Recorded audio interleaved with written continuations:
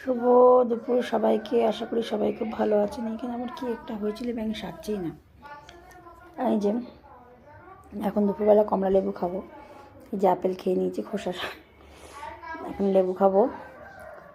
ও লেবুটা কেমন নরম নরম লাগছে, পচা হতে পারে নাকি বুঝতে পারছি। ব্যাঙের মাথা বেশ, পড়াশোনা ছেলেটার একদম হচ্ছে না, পরীক্ষা মতো মাথা খারাপ হয়ে যাচ্ছে। হুস, জ্বালিয়ে পুড়িয়ে খাচ্ছে। যাই হোক, সবাই খুব ভালো থাকবেন, সাথে থাকবেন। আবার পরে কথা হবে, এখন খেয়ে নিই, খাওয়া দাওয়ার পরে আবার পরে কথা হবে।